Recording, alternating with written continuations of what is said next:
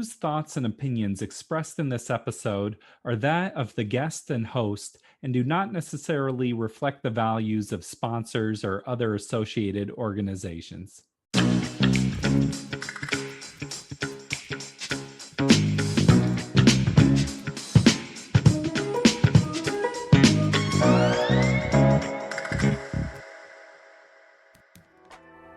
Welcome to the Parental Compass by Family Education and Support Services. I am your host, Bobby Williams.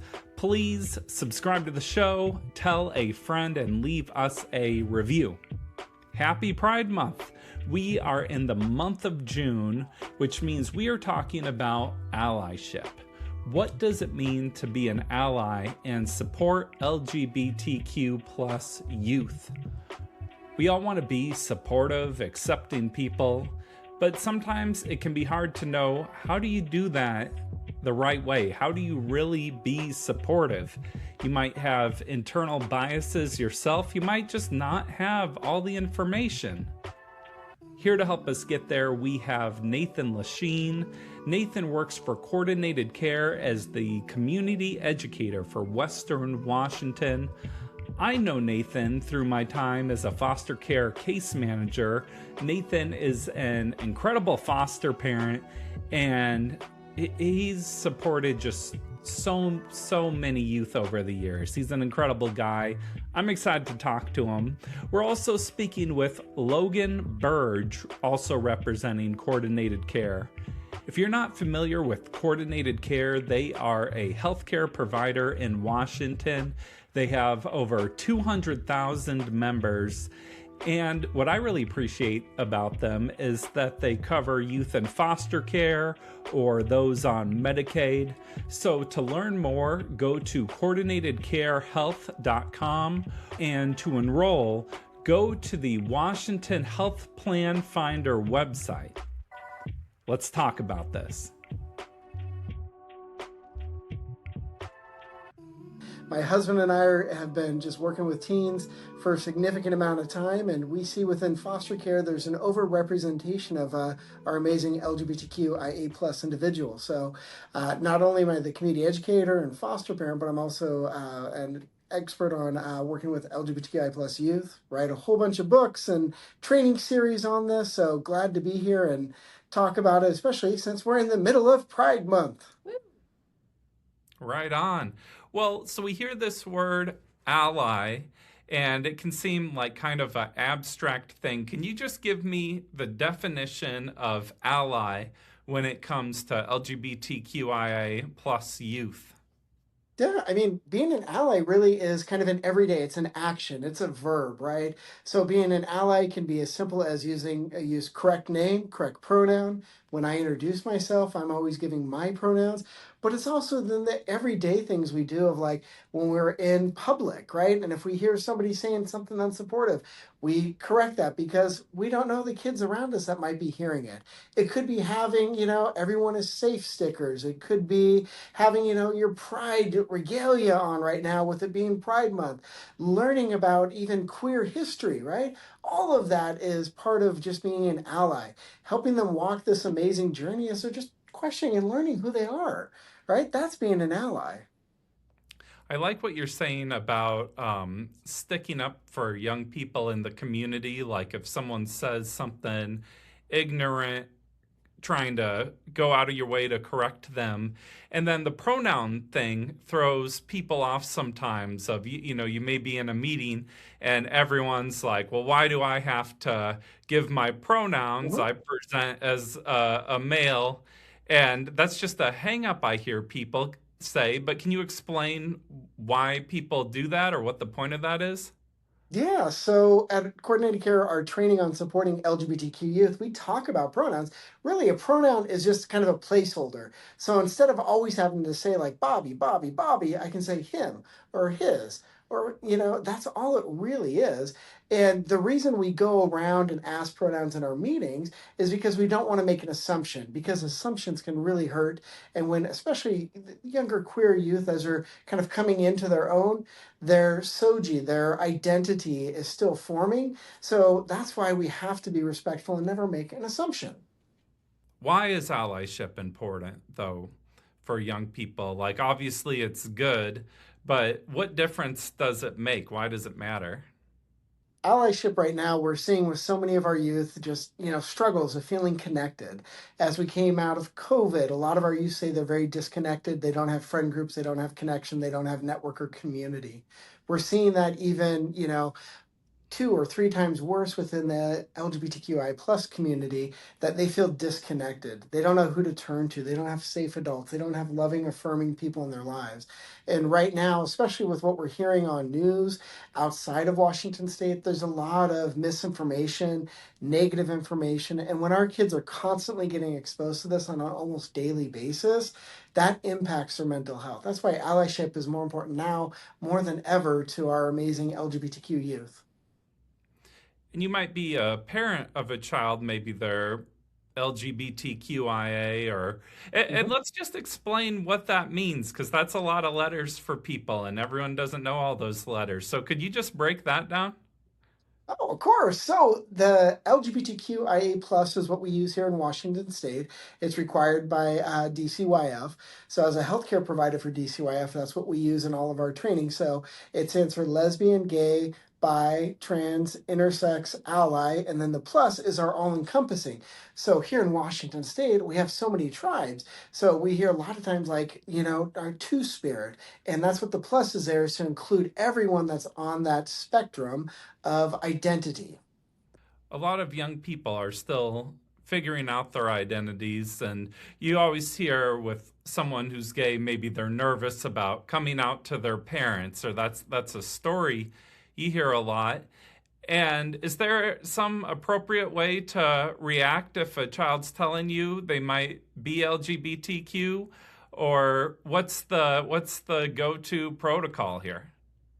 Well, I mean, it's really about being grateful, yeah, being so appreciative that they trust you enough to let you in, that they're part of the queer community. So, the best response is being that amazing, supportive person you already are because they're coming to you. Being an ally with them and learning together because this journey is something that's really life changing and has many different stages to it. So how can I be an ally? Well, we can learn about queer history. Right now, with it being Pride Month, there's a lot of queer history out there. There's a lot of workshops that can really help give a grounding and understand that queer people have always been here and we're always going to be here.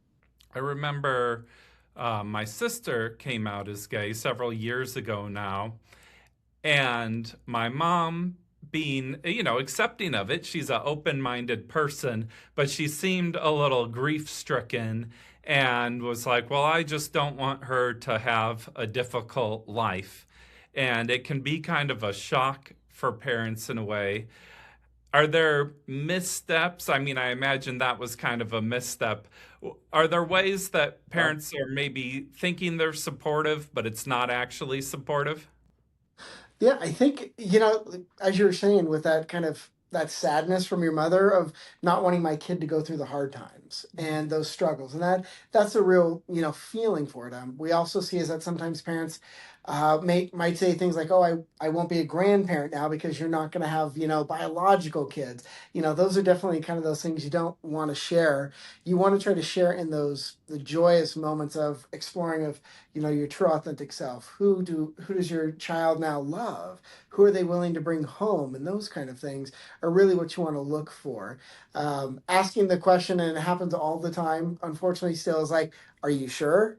Well, usually we know our true self, right? We just might not have shared. And we're seeing pretty historically is that every generation is actually more and more accepting and supportive of the LGBTQI plus communities. And we're seeing even that shift on when kids are first disclosing is starting to go under 10 years old now.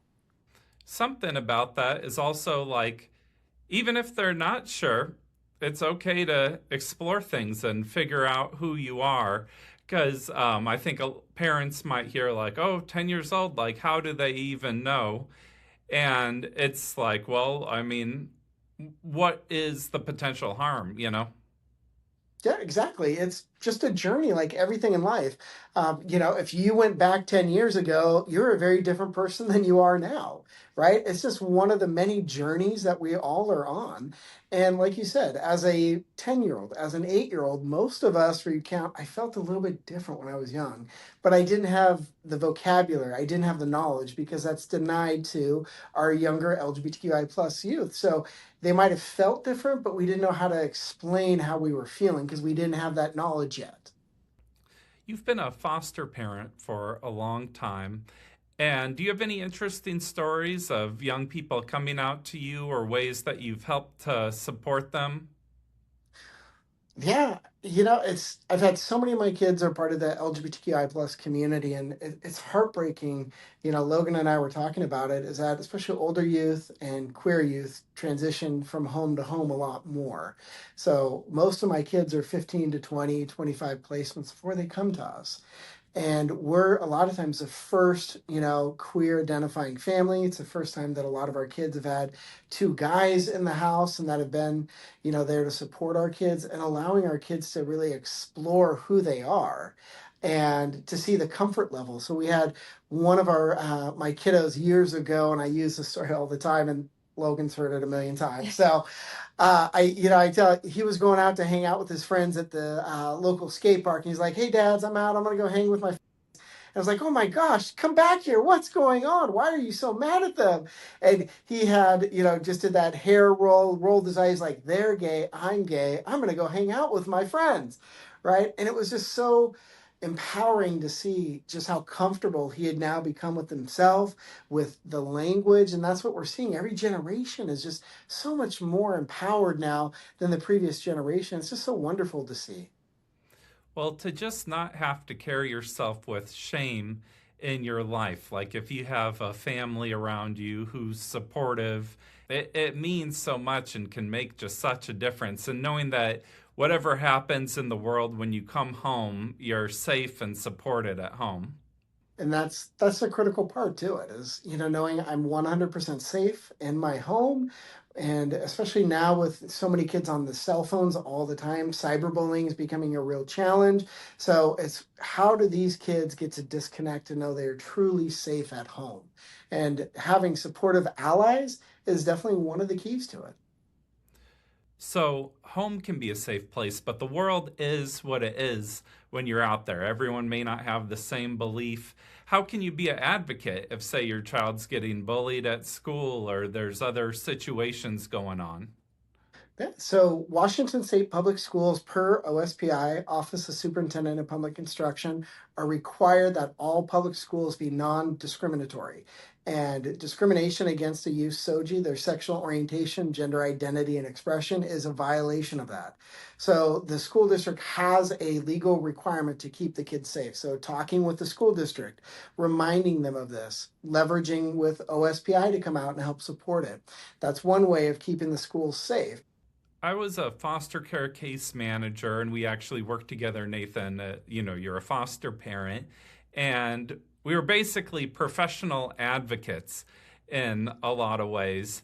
And then you're mentioning all these resources, but I think the concern sometimes is like, okay, if I come to the school, they're just going to be dismissive of me, or I'm just another kind of headache for them. Is there a right way to approach with it? Do you just kind of raise a ruckus till something happens, or how do you enter the Well, situation in the way where you're heard? yeah, I mean, I think Bobby, you and I know every place can be really unique. And I think coming from the approach of, hey, I want to partner with you. Hey, this is, a potential, challenging and an opportunity for us to come together. So I think coming to the school and asking, well, what is your discrimination policy? What's your anti-bullying policy? Who does the child report this to? Because my child's saying X, Y, and Z is happening. I'd like to find out how we can work together on this. And a lot of times it's maybe the school's not aware of it. Our kids, a lot of times we know they're not going to share if they're getting picked on at school, right? They're not sharing that information. So maybe the school has absolutely no idea. But in our mind's eye, especially like I'm a big protective bear when it comes to my kiddos. So well, how dare the school not even be dealing with this? How dare my kid be in danger? And it's like the school maybe doesn't even know what's going on because, as we know, teenagers unfortunately don't share a lot of things, especially with educators. I love that idea of being a partner versus an adversary. So, Logan, coordinated care is a healthcare provider. And what's the tie between allyship, LGBTQIA, and healthcare? Why do they relate? Yeah, I mean, that's a great question of just making sure that we are combining our efforts to make sure, especially for our youth, that they are safe and that they're protected. They have adults that they can talk to, and knowing that they're not alone in this. And so, as a healthcare provider, we're here to help bridge that gap a little bit between provider and the community and our members, and just making sure that they're loved on and that they know that this journey, they're not in it alone. I think about my mom with my sister and all the people I know, and a lot of people, they have these ideals of, who they want to be, what they believe, but then you also, just as a person, have your own biases, or it's like, I'm a little Mhm. uncomfortable, and this is making me feel awkward or something. How do you start working on yourself to get over those own biases and live up to your values? So, for parents really looking for those supports, there's amazing resources from trevorproject.org. So, they actually have guides on how to be supportive on every topic for the LGBTQI plus community. They also even have parent to parent conversations and supports. And then there's local support groups that are available as well. Coordinated Care also has free LGBTQI plus trainings. So, we call it our supporting our LGBTQIA plus youth that are available at no cost to our community as well. That's amazing. In some ways, it feels like we're in a very difficult time. And then in other ways, it feels like, wow, we've really progressed as a society. And it's always that balance. But it's just tough being a young person. And then anything that makes you more different as a young person, it's just even harder. It definitely is, and as you say, it's like ebb and flow. Like we take 3 steps forward, then we take 1 or 2 steps back, right? We're still moving, and that's the great thing that we're seeing is that every new generation is more and more accepting, has higher rates of LGBTQI plusness, has better understandings of gender being a spectrum, just like it's been here in North America since time immemorial. It's always and will be always on a spectrum. So we're seeing all of that in the younger generations. It's kind of the older generations that are really kind of set in their own ways, and that's the biases and the phobias that so many of these younger generations are facing. What's your message that you hope parents will walk away with after listening to this? Your kids are amazing. They've always been amazing, and they're so unique and perfect just the way they are. And that them letting you in and you getting to walk alongside this amazing journey of self-discovery is going to bring you closer together than ever before. Thanks so much for taking the time today. Thank you Thank you, for having us. Bobby. Thank you so much to Nathan LaChine and to Logan Birge and to Coordinated Care. CoordinatedCareHealth.com, Washington Healthcare Provider website. Look them up, enroll. We appreciate you supporting this episode. Thank you for listening, everyone. I hope you've learned something, and we'll see you next episode. Peace.